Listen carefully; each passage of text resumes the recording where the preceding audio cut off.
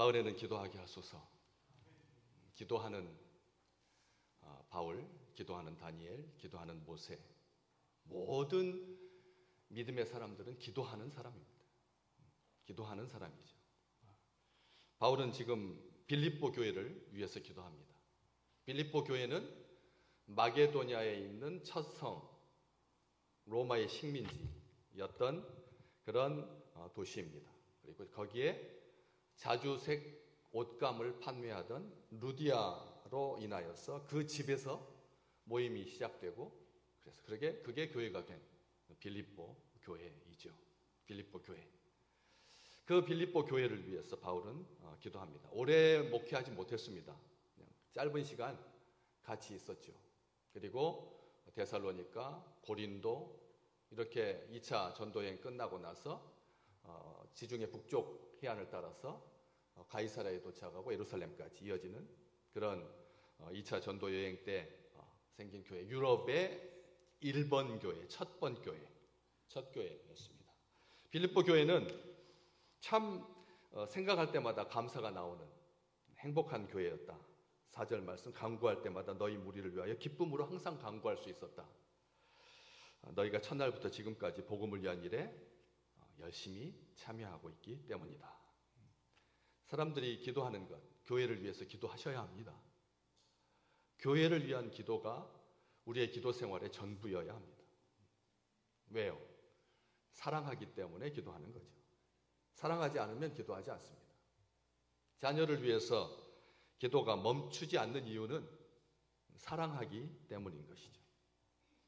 8절 말씀, 오늘 본문 말씀 바로 윗절 한 절 말씀 한번 볼까요? 내가 예수 그리스도의 심장으로 너희 무리를 얼마나 사모하는지 하나님이 내 증인이시다. 그리스도의 심장을 가지고 빌립보 교회 너희 무리를 진심으로 사랑하고 있다. 여기만 기록되어 있나요? 4장 1절 뒤로 보시면 4장 1절에 그러므로 나의 사랑하고 사모하는 형제들, 나의 기쁨이요 면류가 아닌 사랑하는 자들아. 어떠십니까? 교회를 향해서 이렇게 사랑이 많으시기를 주의 이름으로 축복합니다. 교회만 생각하면 지긋지긋하고 골치가 아프고 딱 나 혼자만 신앙생활하면 좋겠는데 어쩔 수 없이 같은 연령대로 묶이고 같은 월별로 묶이고 우리 목사님은 좀 독특해가지고 혈액형별로 모여서 사진 찍게 하고 그다음에 월별로 모아놓고 이 세상에 이 지구상에 월별로 조를 만든 교회가 없을 것 같아요. 없죠. 다 지역별로 구역별로 그렇게 조별로 편성이 되어 있는데 우리 교회만 한 3년마다 5년마다 원로 목사님 때는 한 번도 안 바꾸고 한 20년씩 그냥 쭉 한 구역으로 가서 그래서 그 집을 속속들이 알 수 있었는데 우리 목사님 오신 다음부터는 별 구역이 다 생겨서 이제 좀 주방 일을 안 할까 싶었는데 또 선교회별로 두 주씩 감당하게 해가지고 1년에 한 서너 번 주방에서 일해야 되고 참 우리 목사님 독특한 사람이야. 이런 생각을 하지 않도록 우리 하나님께서 어떻게 하더라도 교회를 사랑하고 주님의 몸이고 한 형제이고 사랑이 나의 기쁨이고 면류가 아닌 사랑하는 자들. 우리가 지금 같이 신앙생활하는 이 식구들이 나의 기쁨이고 면류가 아니라는 겁니다. 혼자서 쓸쓸하게 이번 제가 노회에서 이제 노회 전체 서기하고 그다음에 이제 정치부에서 이제 중요하게 뭐 교회 합병하는 문제, 교회를 폐쇄하는 문제. 근데 교회 명칭이 법에 교회 폐지라고 돼 있더라고요. 교회 폐지. 이 교회가 어떻게 목사가 은퇴한다고 해서 교회가 폐지가 되나? 시골에서 한 12분 정도 모이시다가 목사님 이제 70살이 되어가지고 은퇴하시면서 교회 이제 이번 기회에 그냥 문 닫읍시다. 우리 여력도 없는데 새 목사, 젊은 목사님 모시고 그렇게 할 얘들도 없고 우리 이제 그냥 늙어갈 텐데 이렇게 세상 살다가 끝내겠습니다 해서 교회를 폐지라고 하는 말을 왜 썼을까 저는 생각을 해요. 우리 주님께서 그걸 왜 교회 폐지라고 해야 되나? 명칭을 좀 순화시킬 수 없나? 폐지 줍는 것도 아니고 교회 폐지라고 해서 굉장히 제가 안타까워했습니다. 그래서 그 정치부 실행위원들한테 이 폐지라고 하는 용어를 좀 건강하게 좀 바꿨으면 좋겠다라고 하는 말을 했거든요. 교회 합병하고 또 작은 교회 두 교회 한 목사님 은퇴하시면서 그 은퇴를 할 수 있도록 은퇴 용돈도 못 드리는 거예요. 평상시 사례비도 없었지만 거의. 그러니까 한 작은 교회가 그 교회로 들어가면서 건물이 있으니까 건물로 들어가면서 목사님 은퇴비로 얼마 드리고 두 교회가 합쳐져서 이렇게 합병하는 그런 교회도 많고요. 이쪽 우리 전체 노예 200여 교회 중에서 한 20% 정도가 그렇게 자립하지 못하고 가난한 시골의 접경지대 그런 교회들이거든요. 그래서 교회를 생각하면서 교인들이 이렇게 우리가 같이 모여서 1부 예배를 드리고 2부 예배를 드리고 이거 끝나고 나서 교사 경건회하고 또 자녀들을 맞아서 하나님의 말씀 예배 잘 드릴 수 있도록 옆에서 돕고 또 차근차근 잘 설명하고 말씀을 암송시키고 하는 이런 일들이 이게 진짜 큰 복이고 아름다운 멸류관인데 우리는 그걸 아름다운 나의 기쁨이고 멸류관이라고 모른다는 거죠. 그러면 이제 교회를 위해서 기도할 수가 없게 되는 거죠. 바울이 기도합니다. 메시지 성경 제가 아주 좋아한다고 말씀드렸죠. 여기 이 부분 나는 하나님께 여러분의 사랑이 풍성해지고 많이 사랑할 뿐 아니라 바르게 사랑해 주시기를 기도합니다. 오늘 말씀에 적절하게 사랑하기를 감정의 분출이 아니라 진실하고 지각 있는 사랑으로 지혜롭고 자신의 감정을 살필 줄 아는 사랑으로 그렇게 지금 내가 기도하노라 하는 바로 이 바울의 기도의 내용이 되겠습니다. 사랑이 점점 더 풍성해지기를 사랑이 점점 더 풍성해지기를 여기 보시면 우리 성도들이 기도를 잘하기를 선교를 열심히 하기를 땅끝까지 이르러서 세례를 베풀기를 이 세상에 사는 동안 지경이 넓혀져 가지고 환란을 벗어나서 하는 일마다 잘 되기를 만사 형통하기를 그런 기도하지 않는다는 거예요. 사랑이 더 풍성해지기를 사랑이 더 풍성해지기를 아주 바짝 마른 가을나무처럼 겨울나무처럼 하나도 사랑하지 아니야. 사랑이 없는 이 시대에 사랑이 과연 있나 할 만큼 데이트 폭력이라고 하는 말이 도대체 뭡니까 도대체. 헤어지자고 하니까 집에까지 찾아가가지고 장모님 되실 분하고 여자친구까지 다 살해를 하고 하는 데이트 폭력이라니요? 말도 안 되는 일 아니에요. 그게 그 사랑입니까? 사무엘하 13장에 다윗의 아들 암논이 이복 누이 다말 사랑했습니다. 근데 사랑입니까 그게?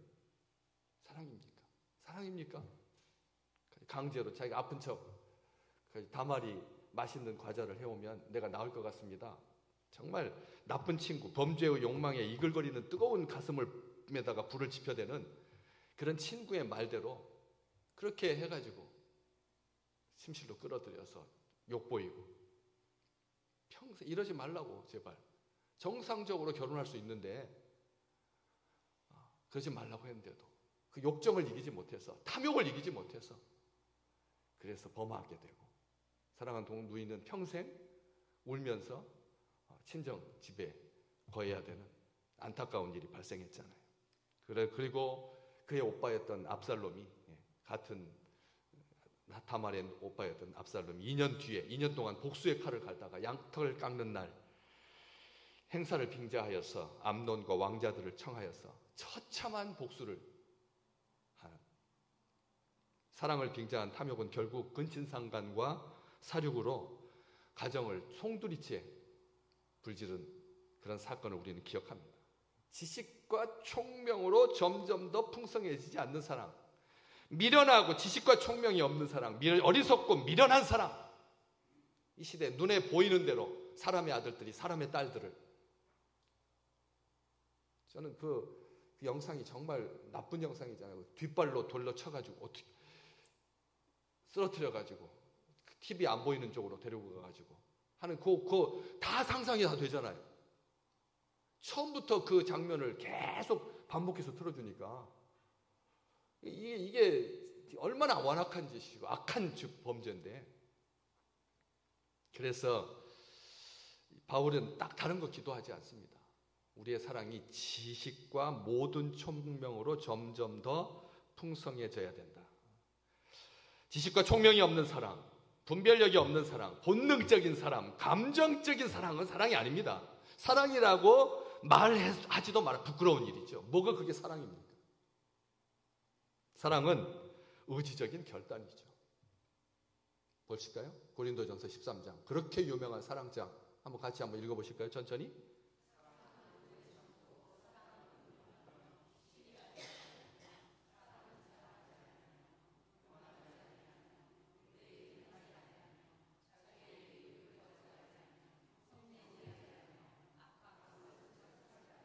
아멘, 아멘, 아멘. 이게 사랑이잖아요, 이게. 오래 참고, 온유하고, 겸손하고, 자랑하지 아니하고, 무례히 행치 아니하고, 자기의 유익을 구하지 아니하고, 성내지 아니하고, 악한 것을 생각지 않는 것. 다 행함이잖아요. 의지적인 결단이고요. 이게 진실한 사랑이죠. 뭐가 그 사랑입니까? 눈에 좋은 대로 행하는 것. 그게 무슨 사랑입니까? 방종이고 탐욕이고. 하나님께서 사랑이 점점 더 풍성해질 수 있도록 지식과 총명을 주셔야만 사랑이 더 풍성해집니다. 지식과 총명은 사람들이 공부해서 얻는 게 아닙니다. 사람들이 살아가면서 자연스럽게 습득되는 것이 아니죠. 열왕기상 3장 12절 말씀, 솔로몬이 하나님 앞에 간절히 기도했을 때 하나님께서 복 주시면서 내가 네 말대로 하여서 너에게 지혜롭고 총명한 마음을 주노니, 지혜롭고 총명한 마음을 하나님께서 주신다. 지혜롭고 총명한 마음. 사랑은 그렇기 때문에 희생이고 섬김이죠. 우리에게 하나님께서 보여주신 진짜 사랑, 그게 진짜 사랑이죠. 참 사랑이에요. 하나님께서 우리에게 보여주셨던 사랑은 자기 아들을 아끼지 아니하시는 사랑. 그게 어떻게 사랑입니까? 근데 하나님 그런 사랑을 보여주셨잖아요. 우리를 위하여 내어주신 사랑.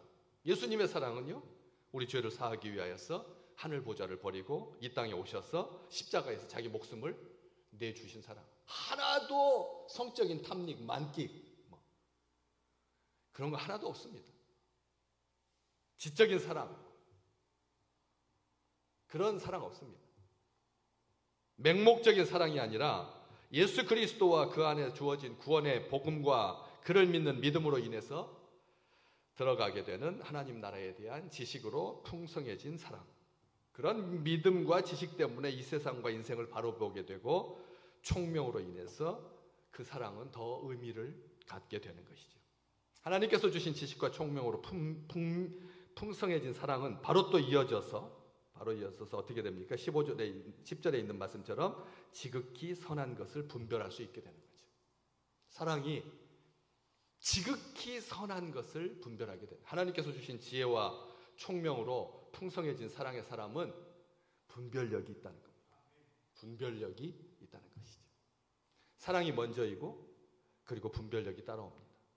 분별력이 타고난 사람이 사랑하는 것이 아니라 사랑하는 사람이 분별력을 갖게 되는 것이죠. 당시 이것은 분별하다라고 하는 게 우리가 알고 있는 분별, 이렇게 구별하고 하는 그런 단어가 아닙니다. 성경에서 이 분별이라고 하는 단어는 도자기 만들 때 나온 단어거든요. 도자기 만들 때 당시 도자기 문화가 번창하고 있었습니다. 우리 도자기에 중국, 한국, 일본 그리고 유럽으로 건너가서 당시에 이 도자기가 번창하고 있었는데 도자기는 얇은 게 비쌉니다. 도자기는 두꺼운 도자기가 비싼 게 아니라 얇은 도자기가 비싸죠. 왜? 만들기 어렵기 때문에 얇은 굽다가 다 깨지고 갈라지고 금가고 하거든요. 얇게 하면. 그래서 도자기를 얇게 만들면 불가마 속에 넣었을 때 깨지거나 금이 가서 부정직한 사람들이 금이 간 도자기에다가 덧칠을 해서 금을 안 보이게 하는 거죠. 그래서 검시관들이 있어가지고 도자기를 햇빛에다가 이렇게 비추어서 온전한지 판단해서 시장에 내보내는.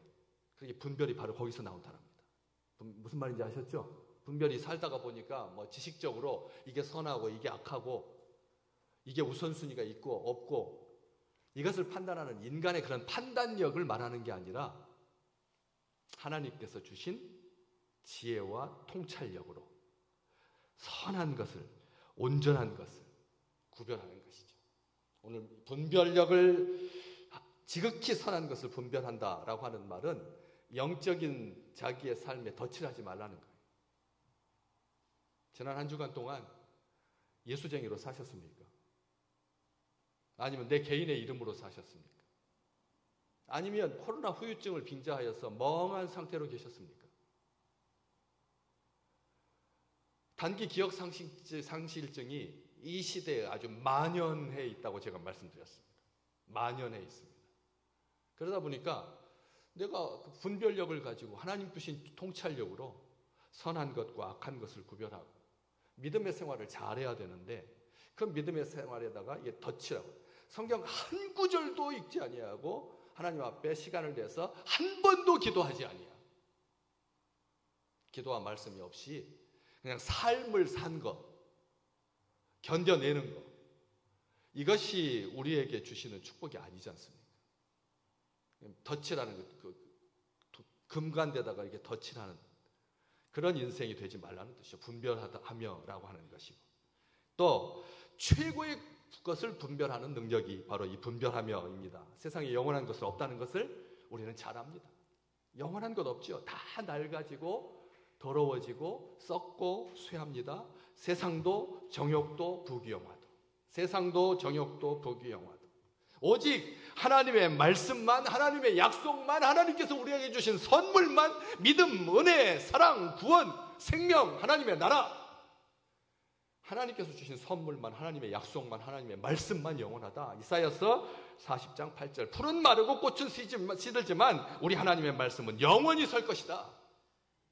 베드로전서 1장 24절 25절 그러므로 모든 육체는 풀과 같고 그 모든 영광은 풀의 꽃과 같으니 풀은 마르고 꽃은 시들지만 떨어지지만 오직 주의 말씀은 세세토록 있도다 하였으니 너희가 전한 복음이 곧 이 말씀이니라. 복음은 하나님의 말씀이라는 겁니다. 그런데 복음은 전해져야 복음인 거죠. 나 혼자만 가지고 있으면 그냥 하나님의 말씀이고 전해야지 복음이 곧 굿뉴스가 되는 거라는 거죠. 성숙한 그리스도인들은 연단을 받아서 선악을 분별하는 자들이다. 히브리서 5장 13절 14절 우리 한번 잠깐 자막을 보면서 읽어볼까요?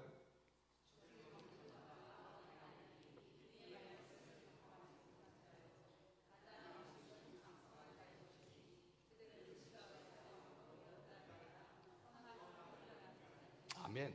우리가 말씀에 초보라면 자꾸 말씀의 초보로 돌아가지 마시라는 거예요. 하나님의 말씀의 초보였던 시간은 여러분 신생아 시대 전 먹던 시간은 1년, 2년이면 족합니다. 여러분 2년째도 계속 먹을 젖달라고 찾아다니는 아이는 엄마한테 혼납니다. 이유식 먹고 단단한 음식을 먹어야죠. 모유만 아직도 여전히 초보. 신앙 안에서 다른 것은 자꾸 개발해가지고 전문가가 되려고 하면서 하나님의 말씀에서는 여전히 초보인. 그렇게 있는 것은 젖을 먹는 자다. 그런 의의 말씀을 경험하지 못한 자다. 단단한 음식은 장성한 자의 것이고 그들이 지각을 사용함으로 연단을 받아서 선악을 분별하는 자들이다. 예수쟁이는 선악을 분별하는 자. 하나님께서 주신 지혜와 총명으로 사랑이 풍성해진 사람은 분별력을 갖는데 선악을 분별한다. 특별하게 지극히 선한 것이라고 오늘 그렇게 되어 있죠. 너희로 지극히 선한 것. 그냥 선한 것이 뭔지 정도를 아는 것은 세상 사람들도 다 알아요. 양심에 따라서 뭐가 선이고 뭐가 악인지 다 안다니까요. 세상 사람들도. 그런 정도의 분별력이 아니라는 거죠. 지극히 선한 것, 가장 선한 것. 그런데 오늘 각주에 볼까요? 지극히 선하다라고 하니까 최고로 선한 것이 무엇인지를 아는 걸로만 우리가 생각하기 쉬운데 각주에 지극히를 뭐라고 되어 있죠? 각주에 있는 성경책 보시면 가지 아니한 것을 지극히 선한 것을 이라고 되어 있지 아니하고 다른 어떤 사본에는 같지 아니한 것. 무슨 말인지 알죠? 다른 것, 다른 복음, 예. 다른 것, 다른 뭐 우리가 생각할 때 지극히 선한 것을 분별하는 것은 예수쟁이들만이 가지고 있는 놀라운 특권이다. 하늘의 비밀을 맡은 자로 하나님의 깊은 것까지도 통달하시는 성령의 도우심을 받아서 정말 세상 사람들이 알지 못하는 삼층천까지 아는 지극히 선한 것을 분별하는 그 분별력을 말한다고 생각하는데 쉽게 다른 것이 뭔지, 뭐가 다른지, 뭐가 복음이고 뭐가 구원이고 뭐가 영생인지, 사이비, 유사종교, 기독교를 닮아서 온통 세상이 정말 이 지구상에서 가장 현란한 다종교 사회, 정말 기독교를 빙자한 교주들이 아직도 버젓이 살아있고, 청평, 가평 그 일대에 그냥 몇십만 평, 저 강원도 그쪽에도 그냥 아방궁처럼 지어놨어요. 이단들이 가서 보시면 알지만 기와집을 그냥, 그리고 앞에 주차장도 얼마나 넓고, 그리고 가까이 가면 사이렌이 막 울리고 그다음 개소리 막 개 짖는 소리가 나고 아무나 못 들어와요. 그렇게 온 나라가 지금 그런 다른 것이 뭔지를 안다는 거죠.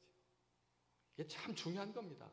뭐가 사입인지, 뭐가 짝퉁인지, 뭐가 진품인지 안다고요. 이게 진품인지 짝퉁인지 아는 방법은 비 오는 날 가슴속에다 넣고 가는 것은 진품이고 머리에다 쓰고 가는 것은 가짜듯이 다 알아요. 다. 아니 세상 사람들이 다 안다니까요. 뭐가 진짜고 뭐가 가짜인지. 우리가 지금 이런 이 선악을 분별하는 것, 다른 것을 분별하는 것, 에덴 동산에 이 선악을 분별하는 것이 얼마나 귀했으면 하나님께서 에덴 동산 한가운데다 선악을 알게 하는 나무와 영생을 얻게 하는 나무의 열매를 두셨을까요? 나무를 두셨을까요?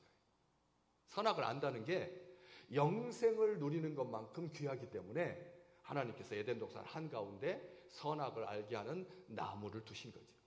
선악을 안다라고 하는 게 이게 여러분 아무것도 아닌 게 아니라는 겁니다. 로마서 12장 2절에 있는 것처럼 선악을 아는 자는 하나님께서 뭘 하나님의 선하시고 기뻐하시고 온전하신 뜻이 무엇인지 분별할 수 있게 되는 거죠. 그리고 그 분별력을 가진 사람은 어떻게 됩니까? 진실하여 허물 없이 그리스도의 날까지 이르게 된다. 진실하여 허물 없이 그리스도의 날까지 이른다. 이 말씀, 여기 진실하다라고 하는 말이 덧칠하지 않는다는 뜻입니다. 아까 말씀드렸던 것처럼 그 분별력에 뭘 분별했다고요? 도자기에 금간 것, 덧칠한 것을 분별하는 감시관이 있었다고 말씀드렸잖아요. 거기에서 지금 계속 유래한 말입니다. 진실이라고 하는 말이 뭐 정직하고 거짓말하지 않고 이게 아니라 덧칠하지 않는다는 거예요. 영적으로 허풍 떨지 않는다는 거예요. 겸손하시기를 주의 이름으로 축복합니다. 우리 하나님 앞에 우리는 미약하고 우리는 연약합니다. 하나님 앞에 내세울 것 하나도 없습니다. 만약 나의 선을 따라서 내 생명을 연장시켜 주신다면 우리는 다른 바깥에 있는 사람들보다 더 길게 장수할 수 없습니다.